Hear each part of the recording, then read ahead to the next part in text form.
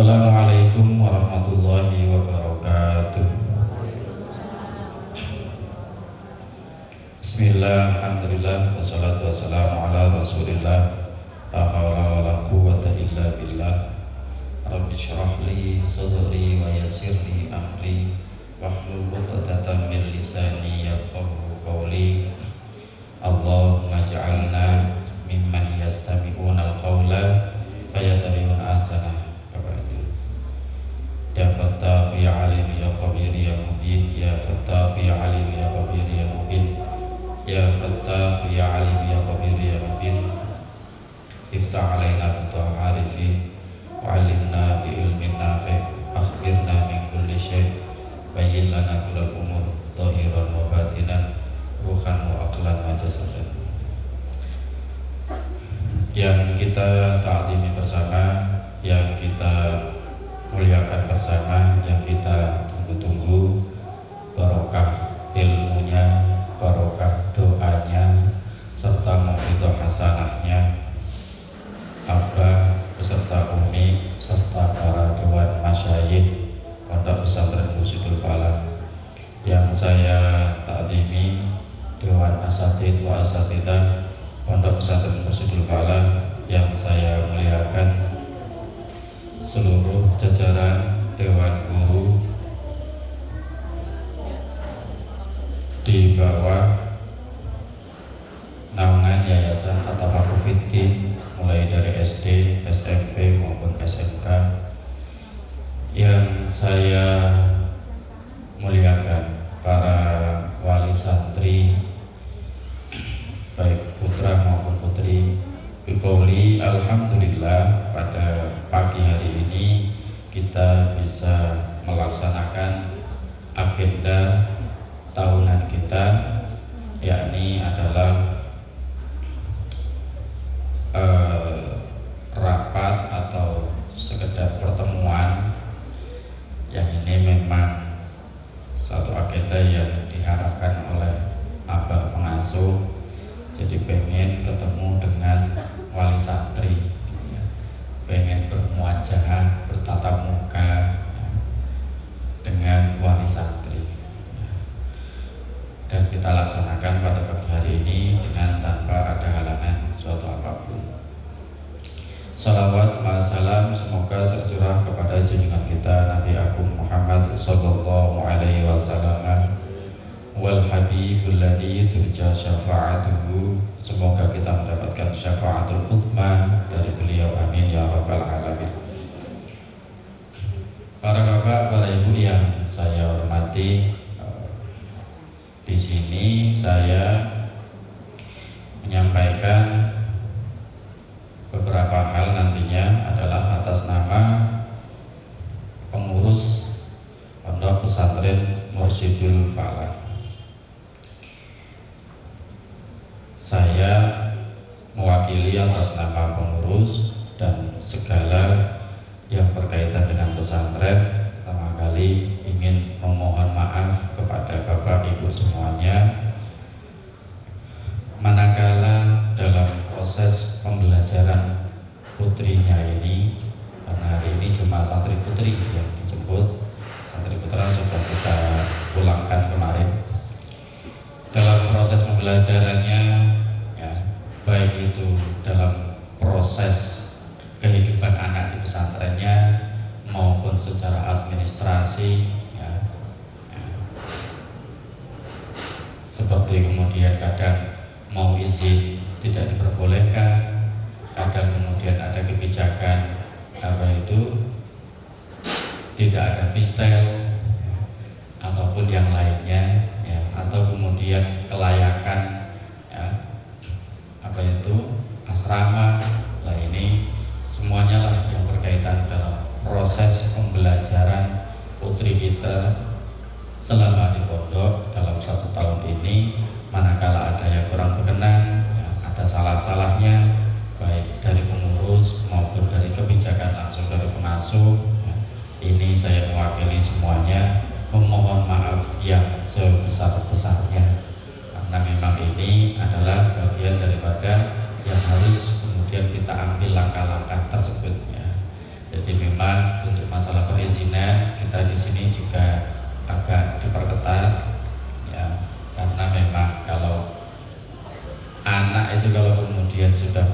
itu pikirannya pecah, gitu.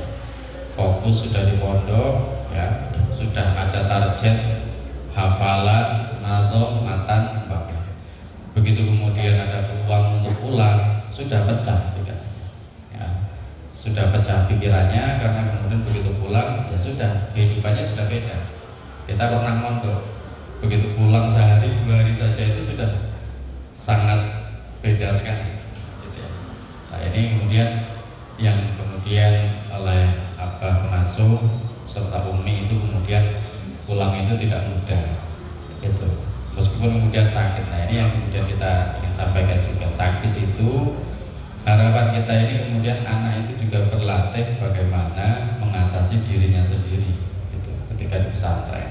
Jadi kalau sakitnya ringan masih bisa ditanggulangi oleh pengurus bagian kesehatan. Nah ini penting ditangani oleh kesehatan. Nah, kita terus berusaha bagaimana kemudian proses penanganan kesehatan itu ini bisa benar-benar semakin baik lagi per tahunnya, gitu. Tetap kemudian kalau yang mengalami sakit yang parah, nah ini kita tidak bisa membendung, maka kita berikan izin untuk pulang. Tapi kalau yang sakitnya kemudian sedikit, ya, kecil, ya, masih bisa ditangani, nah ini biasanya kemudian kita tahan, ya, agar kemudian berobat di sekitar sini saja, ya. Nah ini dalam rangka apa sih sebenarnya? Ya dalam rangka proses pembelajaran kita. Karena kini kita santri yang kemudian mukim di pesantren, gitu. Nah, jadi beda dengan kalau ngajinya itu pulang pergi, itu beda sekali. Ketika kemudian sudah mukim kayak gini di pondok sudah 1 bulan, 2 bulan, 3 bulan, nah ini begitu pulang sehari saja itu sudah pikirannya itu pecah itu ya. Berangkat lagi ke pondok kadang sehari itu tidak langsung fokus, tapi kadang nunggu 2 hari lagi, apa istilahnya jet lag atau apa ya. Ini sangat mempengaruhi sekali, ya. Nah, jadi maka kemudian ada kebijakan kalau sakitnya tidak terlalu parah, nah ini kemudian untuk kemudian ditahan. Di samping memang kemudian kita namanya juga pesantren, maka kemudian di dalam pesantren itu kan terbentuklah masyarakat kecil, gitu. Nah ini yang akan kemudian kita latih anak-anak itu kemudian biar bisa saling peduli. Yang sakit ketika sakit maka dikasih pengertian sama yang sehatnya. Ini sudah kita sampaikan, ya, ke semua santri. Jadi mondok itu kita ini berpisah dengan orang tua, dengan keluarga, tapi bertemu dengan keluarga yang baru.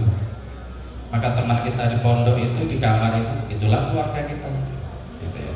Orang tua kita pindah ke siapa? Ke pengasuh kita, itu orang tua kita. Kakak kita pindah ke senior kita, ya. Teman kita, yaitu tadi teman yang ada di kampung. Karena disitulah, ya, harapan kita ini adalah para santri bisa kemudian berlatih bermasyarakat.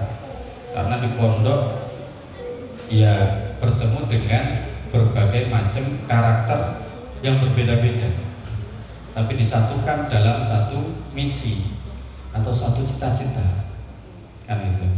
Ya, background kita kemudian masing-masing berbeda, ya, membawa background daerah masing-masing. Ada yang daerahnya begini, daerahnya begini, kumpul jadi satu di pesantren, lalu kemudian berinteraksi. Nah ini yang kemudian kita ajari mereka untuk kemudian bisa bermasyarakat, ya. Makanya kan ada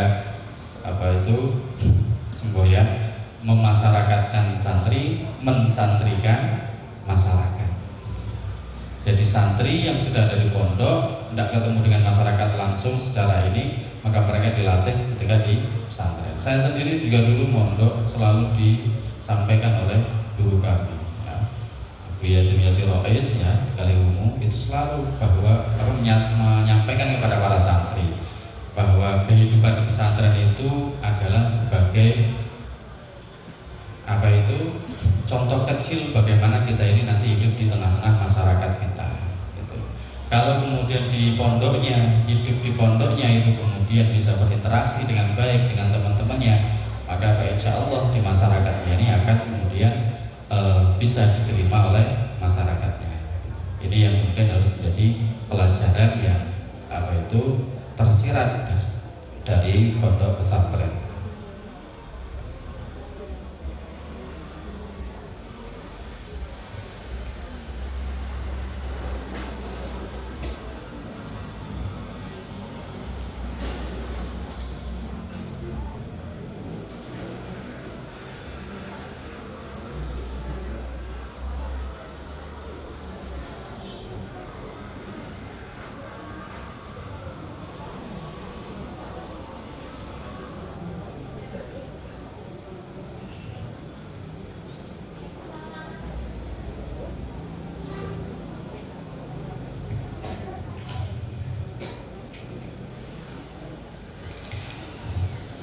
Para bapak, para ibu yang saya hormati, sehingga kemudian yang seperti ini tadi kita sampaikan, ya, memunculkan kebijakan-kebijakan tidak diizinkan untuk pulang. Inilah yang kemudian kita targetkan dari para santri yang ada.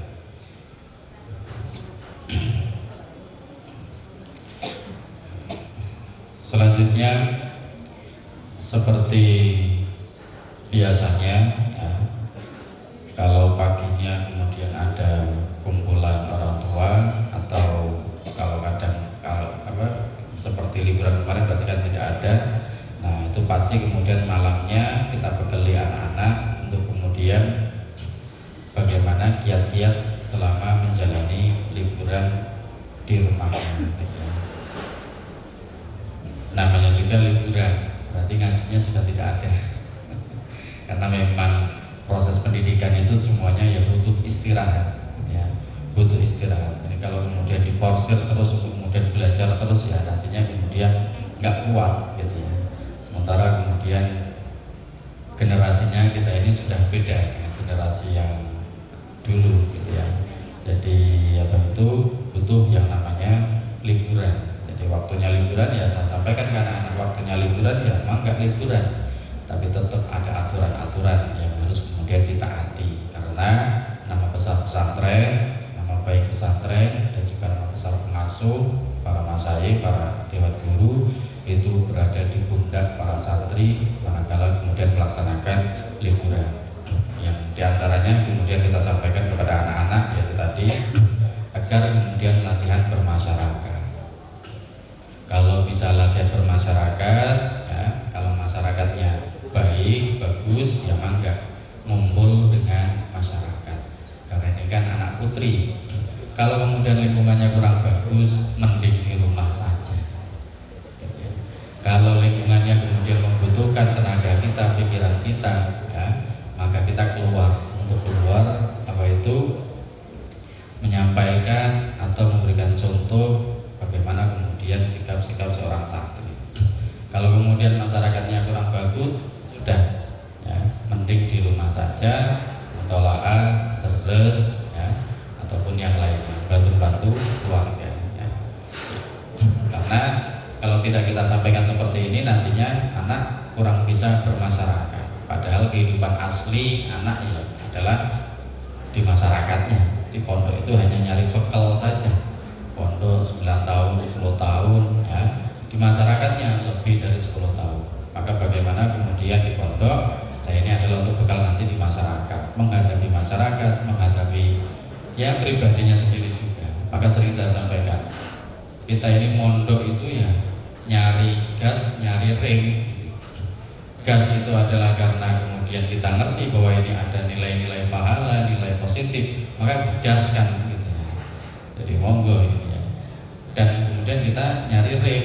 Kenapa rem? Karena kemudian kita tahu bahwa adat masyarakat seperti ini kurang bagus, bahwa sikap di masyarakat seperti ini kurang bagus, maka direm. Gitu. Jadi mondok itu diantaranya itu tadi, bukan yang lainnya. Ya. Jadi mondok itu kemudian bagaimana anak itu kemudian nanti bisa bersikap bermasyarakat, baik itu sosial, ya, baik itu urusannya adalah dengan manusia maupun urusannya dengan Gusti Allah. Jadi untuk mengambil sikap, kok nyatanya nanti goyong, ya, masalah ekonomi kurang begitu lancar, ada sikapnya, masih punya Gusti Allah yang kemudian maha kaya. kalau kemudian dikasih lancar dalam usaha, juga dikasih ingat sama Gusti Allah. Gitu ya.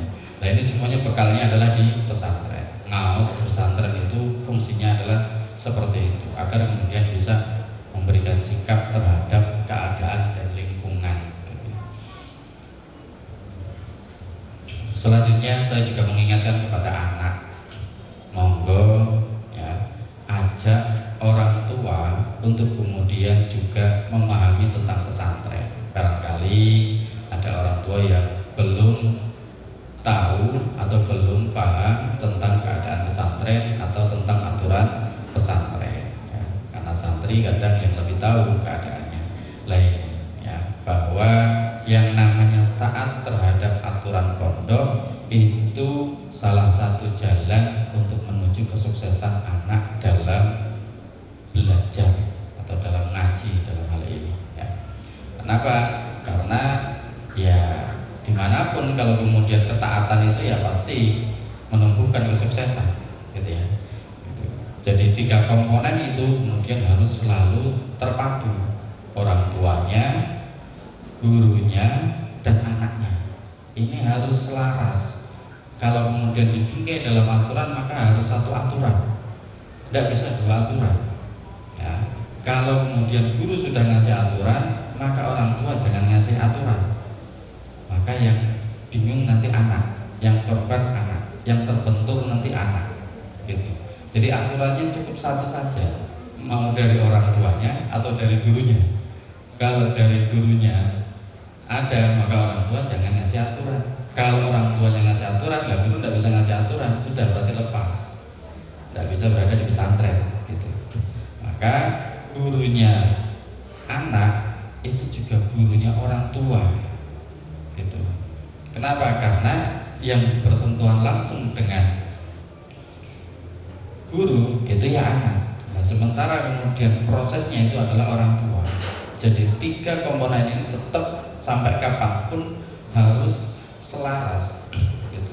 Maka ketika guru sudah punya aturan, ego kita turunkan, hilangkan bahkan gitu ya. Jadi jangan sampai membuat aturan. Ini akan kembali ke anak ya. Apapun itu keadaannya, maka yang paling aman, paling menyelamatkan adalah memaksakan diri. Kalau kemudian ternyata punya aturan sendiri, memaksakan diri untuk kemudian ikut aturan dari gurunya gurunya si anak gitu.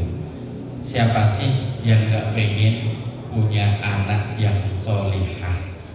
Siapa sih yang nggak pengen punya anak yang taat kepada orang tua gitu ya. Maka anugerah terbesar jadi orang tua itu, masya Allah, saya juga sudah mulai merasakan gitu ya. Anugerah terbesar jadi orang tua itu yang punya anak yang nurut gitu ya, masya Allah. Punya anak yang nurut, yang taat ya, yang mau mendengarkan nasihat kita dan mengamalkan apa yang dinasihatkan oleh kita gitu. So nakal-nakalnya orang tua umpama gitu ya. Saya juga punya teman yang dulunya masya Allah preman gitu, tapi begitu berkeluarga mengharapkan anaknya itu jadi anak yang taat kepada orang tua. Saya pikir ini semuanya rata, semuanya, baik itu orang tuanya soleh atau tidak soleh, semuanya mengharapkan anaknya itu taat kepada orang tua. Nah, tapi semuanya ini kemudian bukan proses yang pendek ya, butuh proses yang panjang sekali dan usaha yang sangat kuat sekali untuk memberikan untuk mencetak generasi-generasi yang seperti ini. Nah, maka kemudian saya pernah mengibaratkan santri itu laksana sebuah pedang yang tajam. Bagaimana proses membuat pedang itu? Ya awalnya adalah hanya sekedar besi biasa, tidak ada harganya. Tapi dalam proses pembuatan pedang itu kemudian dibakar, dipalu, ditempa, bakar lagi, tempa lagi, dipalu terus kayak gitu. Kan kelihatannya ngeri ya gitu. Itu kok dipalu terus itu, ya dibakar lagi, ditempa lagi gitu. Ternyata hasil akhirnya adalah menjadi sebuah pedang yang sangat bermanfaat gitu. Dan maka kemudian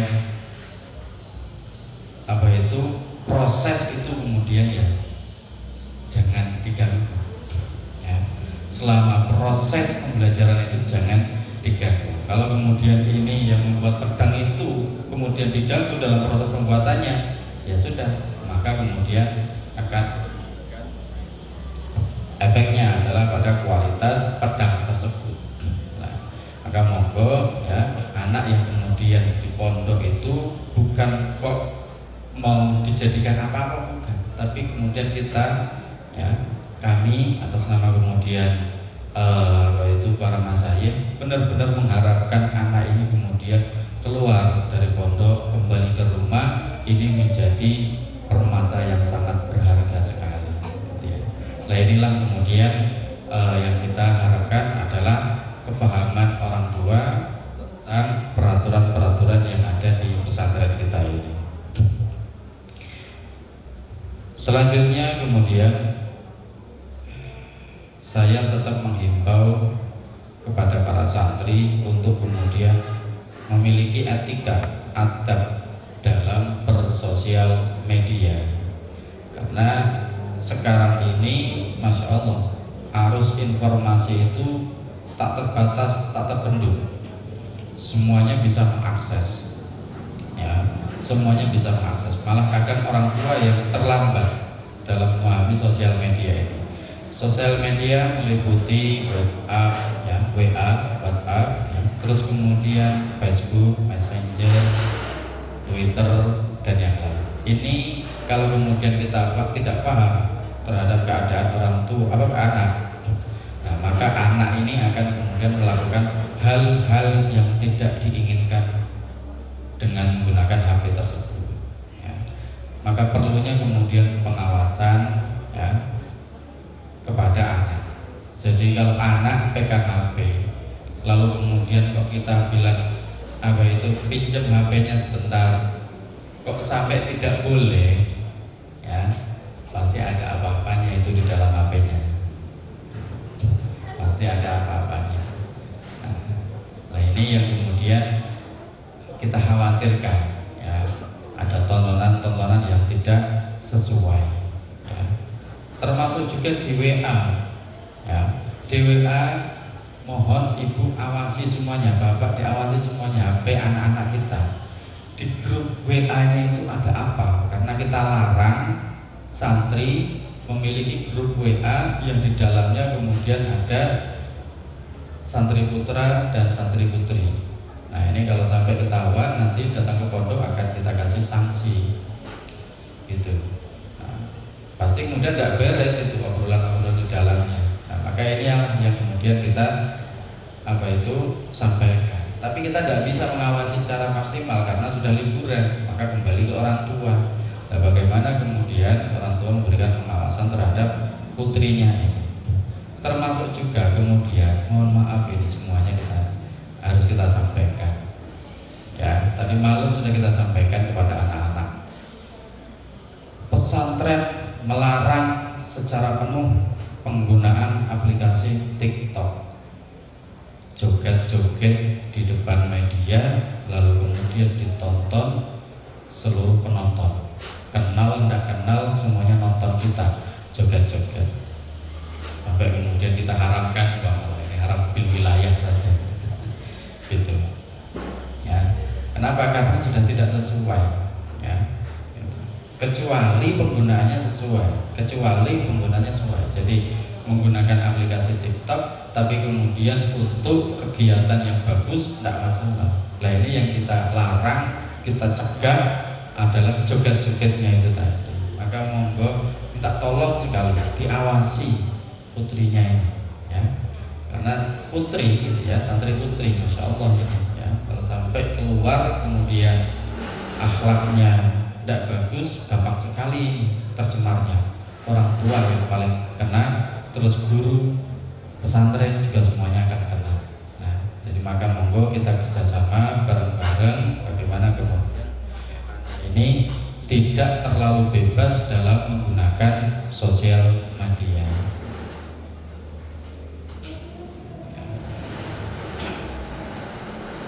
Jadi sekali lagi mau diawasi ya, diawasi benar-benar diawasi, dilarang. Kalau kemudian sampai itu ada aplikasinya, ya sudah langsung dihapus saja gitu.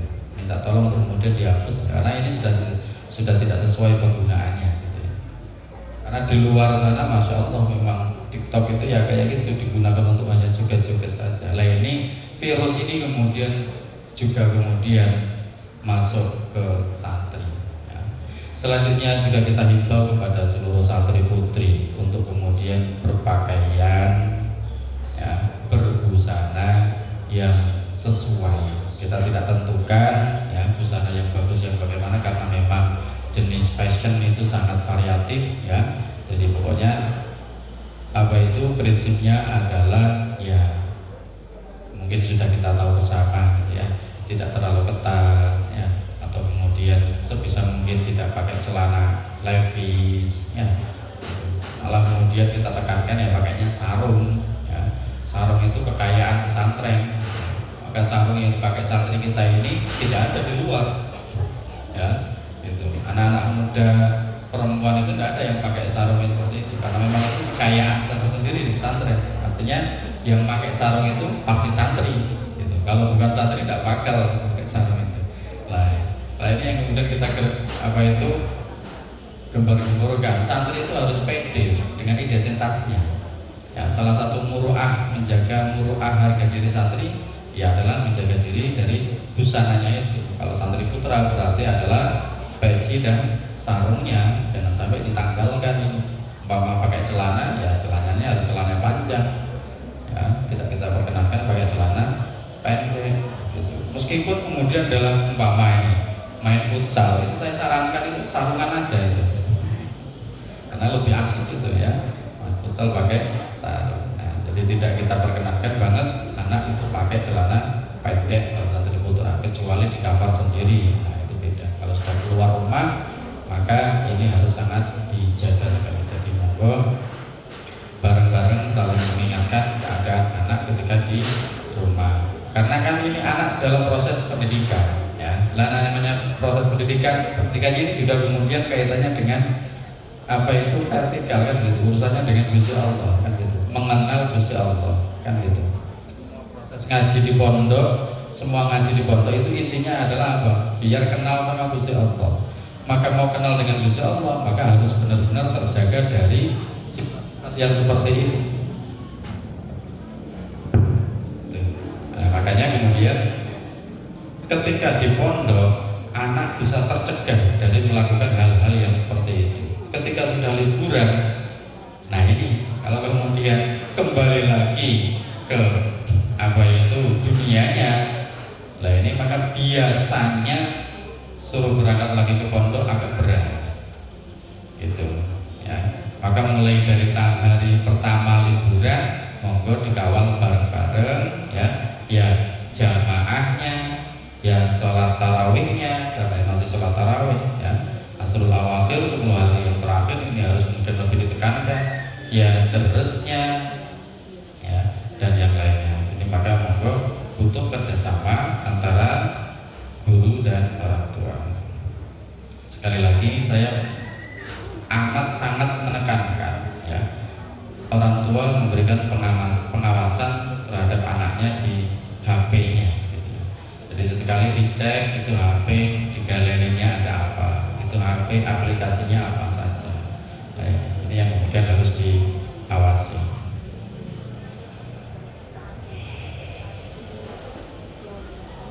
Dan selama liburan benar-benar tidak kita perkenankan ada pertemuan santri putra maupun santri putri ya, atas nama apapun itu, atas nama angkatan lah, atas nama inilah, tidak.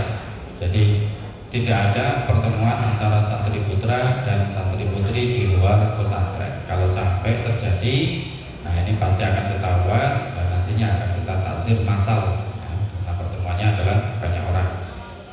Apalagi kemudian pertemuan secara pribadi ya, ini tidak kita perkenankan.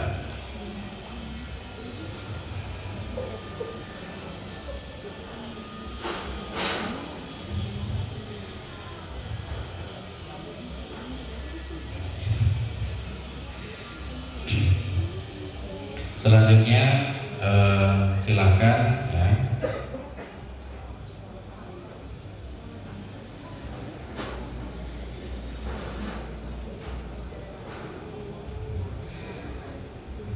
Salah satu kemudian aturan pondok yang kemudian sudah tercantum dalam buku administrasi di situ adalah larangan penggunaan HP di pesantren. Ya. Nah, ini kita ada HP, ternyata kemudian difasilitasi sama orang tuanya. Nah, ini yang kemudian agak miris kita ini. Ya. Ada HP ketangkep, ya. Kemudian ternyata HP ini adalah difasilitasi sama orang tuanya. Jadi orang tuanya itu kemudian ngasih, ya, HP-nya ke anak. Terus anaknya kemudian main HP selama di pondok. Jadi baterainya habis, ke orang tua akan lagi. Nah, ini sudah banyak sekali pelanggarannya, gitu ya. Padahal ya, anak tidak boleh ditengok setiap minggu, nengoknya adalah setiap bulan sekali. Ya. Nah, ini yang kemudian kita sayangkan, gitu ya, kalau kemudian sampai datang ke pondok itu tiap minggu. Jadi keadaannya ya seperti ini, anak kemudian malah difasilitasi HP. Ya, pada akhirnya kemudian harus ketangkep. Kalau sudah ketangkep HP itu sudah menjadi peraturan bersama, maka HP adalah milik pondok. Ya, ini di buku administrasinya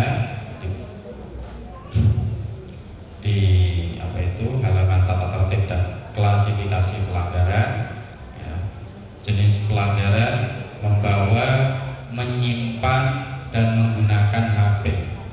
Membawa, menyimpan dan menggunakan HP di pondok, maka pertama kali adalah 1 kali disita dan menjadi milik pondok. 2 kali orang tuanya dipanggil. Sekali bawa HP itu kemudian akan menjadi milik pondok. Ya. Jadi sudah masuk wilayah apa itu penyerahan, ya, kepada pesantren. Ya. Di situ kemudian tidak hanya apa itu menggunakan saja, membawa dan menyimpan juga bagian daripada pelanggaran. Maka saya ingatkan kepada semua wali santri, jangan pernah nitip HP ke anak ketika sedang di setel. Ya, saya tidak mau tahu, pokoknya orang tuanya kok pulang, anak main HP, ketahuan, akan kita ambil. Maka penggunaan HP ketika di pondok yang diperbolehkan adalah harus bersanding dengan orang tuanya di jam distel. Distel sebulan sekali, bukan tiap minggu, bukan tiap Jumat, itu bukan.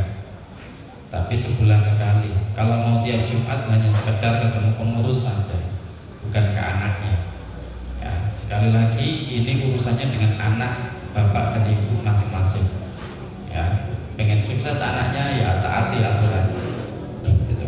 Ya. Jadi kalau sudah ketahuan, ya ini akan kemudian kita sita. Sebelum kemudian kita jual, akan kita buka semua isi HP-nya.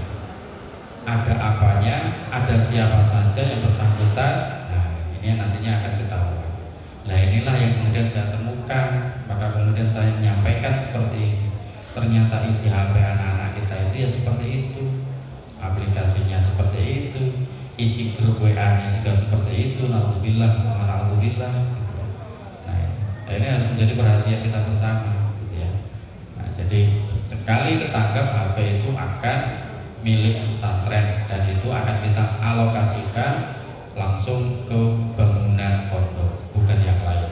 Ya, langsung beli semen, beli keramik, beli pasir dan yang lain. Jadi monggo langsung begitu ketahuan niatnya langsung dirubah infak ke pesantren biar tidak rugi.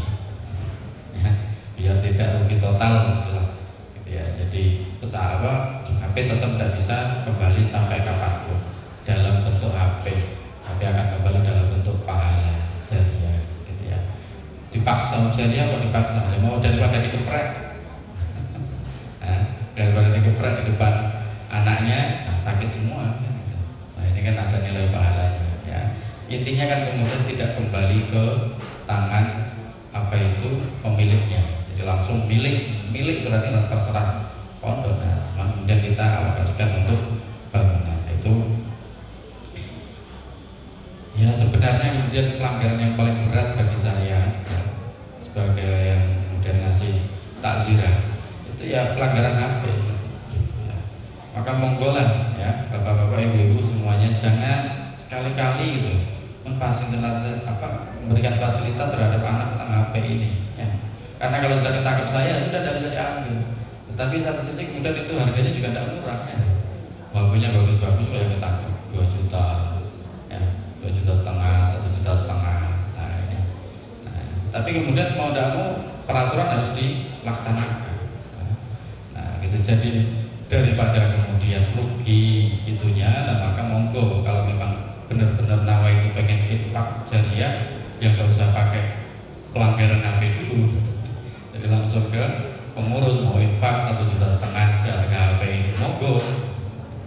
Jadi nggak usah pakai melalui yang pelanggaran yang seperti itu ya. Jadi ini menjadi perhatian khusus ya, karena memang per hari ini masalah generasi muda kita ini adalah ya di HP kita, gitu ya. Satu sisi manfaatnya sangat banyak sekali manfaat daripada HP. Dulu kita ngaji itu harus pakai kitab, bisa beli kitab ya tidak bisa ngaji. Sekarang semua kitab ada di HP, ya. Semua kitab yang ada di maktabah, yang ada di perpustakaan, semuanya bisa masuk dalam memori yang sangat kecil sekali. Nah, inilah manfaat daripada HP. Madorotnya seimbang ya, madorotnya juga seimbang.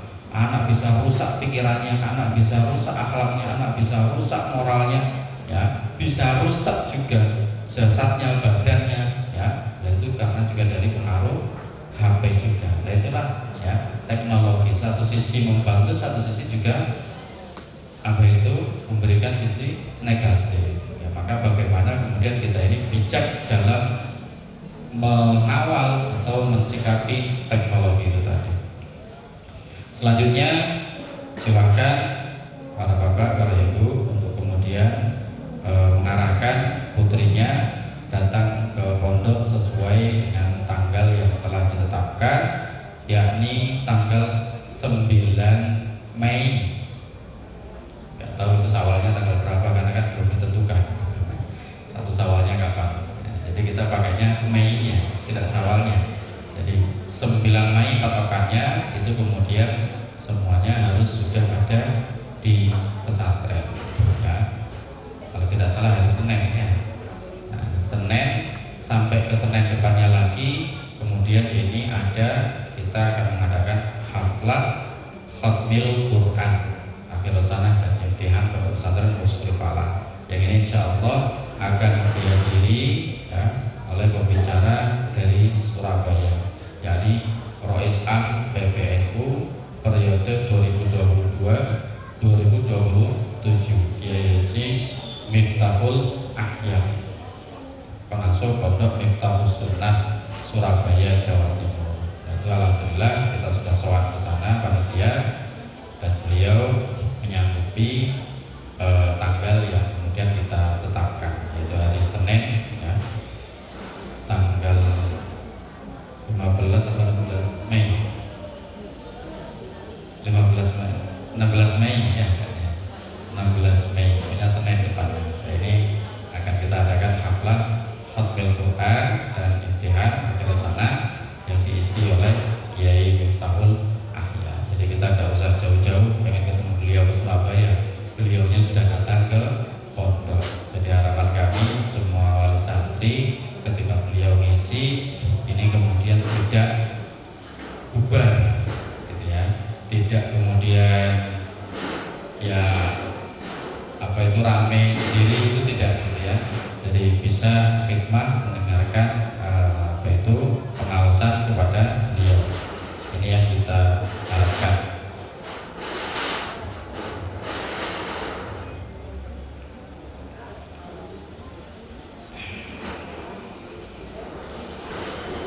Jadi apa itu?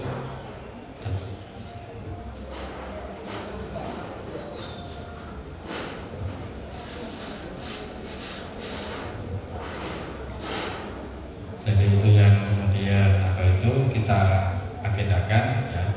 Silakan kemudian para bapak, para ibu, karena kalau liburan itu juga anak kemudian senang, bahagia ya, berbunga banget menjelang liburan. Maka kami memohon kepada Bapak dan Ibu semuanya, ketika nanti berangkat lagi ke pondok, ini juga anak kemudian harapannya adalah membawa semangat yang baru, gitu ya.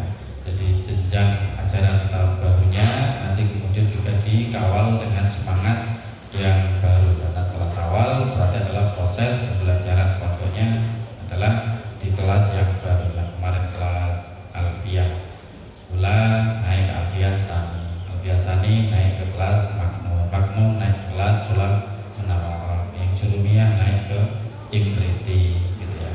Nah ini monggo disemangati juga putra putrinya ya, ketika kemudian nanti berangkat lagi ke pondok, dan jangan datang terlambat ya. Datanglah sesuai yang telah ditentukan ya.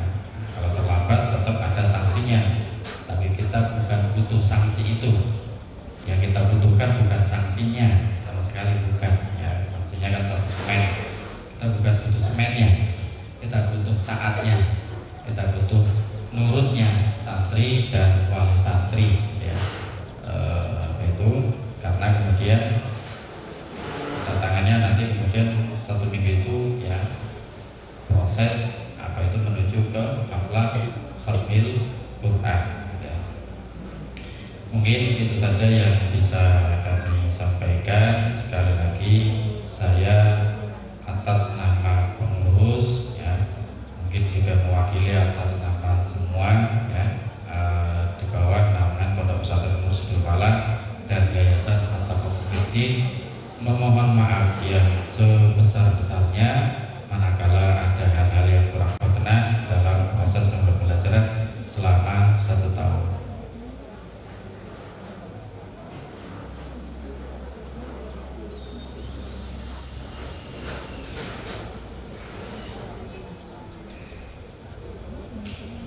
Termasuk ini yang kemudian kita minta halalnya ya, minta halalnya dari bapak-bapak dan ibu ya, terkait dengan masalah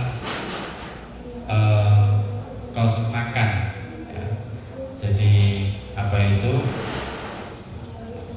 namanya juga kos itu kan kemudian sudah dijatah perharinya sekian gitu.